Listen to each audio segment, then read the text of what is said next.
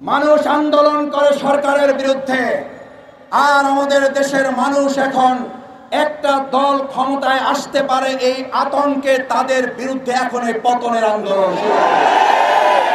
আমরা মনে করি, জনগণ মনে করে আপনারা আপনাদের অপকর্ম ধাপা চাপার দেওয়ার সব চেষ্টা ব্যর্থ হয়ে যাওয়ার কারণে জনগণের তোপের মুখে করে এখন আপনারা মানুষের সামনে এসেছেন। প্রধান অতিথি এবং সভাপতি বক্তব্য রাখবেন। আমি কথা সংক্ষেপে কয়েকটি বলতে চাই। আমার ভাই এবং বন্ধুগণ, দেশ আমরা নতুন করে আরেকবার দ্বিতীয় স্বাধীনতা অর্জন করেছি বলে দেশের মানুষ কিছুটা স্বস্তির সাথে যখন জীবনযাপন শুরু করেছে, তখন আমরা লক্ষ্য করেছি একটা দল নির্বাচন নির্বাচন নির্বাচন জিকির তুলে অন্তর্বর্তীকালীন সরকারকে ব্যর্থ এবং তাদেরকে অস্থিতিশীল করে যেনতন একটা নির্বাচনের পায়তারার অংশ হিসাবে এই অন্যায় অপকর্মগুলো শুরু করেছে। এটার জন্য মাস্টার ডিগ্রি, এটার জন্য উচ্চ শিক্ষিত হওয়ার প্রয়োজন নাই। আমাদের সাধারণ জনগণ কথা বলতে শুরু করেছে। এটার জন্য আজকে শুনলাম সাংবাদিক সম্মেলন করে তদন্তের কথা বলা হয়েছে। এদেশের মানুষ তদন্ত করার কথা বলে, কিন্তু তাদের কাছে একটা তদন্ত আছে।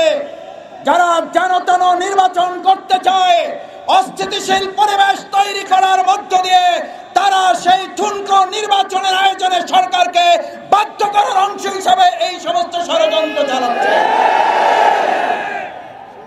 9 তারিখে ঘটনা সংঘটিত হয়েছে। আজকে সাংবাদিক সম্মেলন কেন? আমরা সেই দলের কাছে জানতে চাই, 9 তারিখে আপনার নেতাকর্মী হত্যা হয়েছে, আপনার তো সেদিন সাংবাদিক সম্মেলন করে জনগণের কাছে আপনার ঘটনা উপস্থাপন করার কথা ছিল। আমরা মনে করি, জনগণ মনে করে আপনারা আপনাদের অপকর্ম ধাপা চাপার দেওয়ার সব চেষ্টা ব্যর্থ হয়ে যাওয়ার কারণে জনগণের তোপের মুখে করে এখন আপনারা মানুষের সামনে এসেছেন। আমার ভাইয়েরা, আরেকটা কথা বলে শেষ করতে চাই।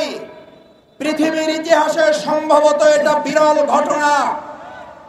মানুষ আন্দোলন করে সরকারের বিরুদ্ধে, আর আমাদের দেশের মানুষ এখন একটা দল ক্ষমতায় আসতে পারে এই আতঙ্কে তাদের বিরুদ্ধে এখন এই পতনের আন্দোলন। এটা পৃথিবীর ইতিহাসে কোথাও পাওয়া যাবে না। আপনারা গিনেস বুকে আপনাদের নাম লিখিয়ে ফেলেছেন। আপনারা বড় দল, অনেক বড় জায়গায় পৌঁছে গিয়েছেন। আপনারা ক্ষমতায় যাবেন যাবেন না তার আগেই জনগণ আপনাদের পতনের জন্য রাস্তায় নেমে গতকাল রাতে গোটা দেশ বিক্ষোভে পরিণত হয়েছে। আমরা জুলাই আগস্টে যে স্লোগান শুনেছি, গত রাতে বিশ্ববিদ্যালয়, স্কুল, কলেজগুলোতে সেই স্লোগান শুনেছি। তার মানে আপনাদের প্রোগ্রাম থেকে এখন জয় বাংলার স্লোগান হয়। বাধ্য হয়ে জনগণ আজ আপনাদের বিরুদ্ধে মুখ খুলে ছাত্র জনতা আবার আরেকটা 5ই আগস্টের জন্য প্রস্তুতি গ্রহণ করছে। সতর্ক হয়ে যান, দেশবাসীর কাছে ক্ষমা চান। অন্যায়, অত্যাচার, চাঁদাবাজি, সন্ত্রাস, খুন, ধর্ষণ বন্ধ করুন, না হলে 5ই আগস্টের মুখে আবার আরেকটা দেশত্যাগের ঘটনা ঘটতে অস্বাভাবিক কিছুই হবে না।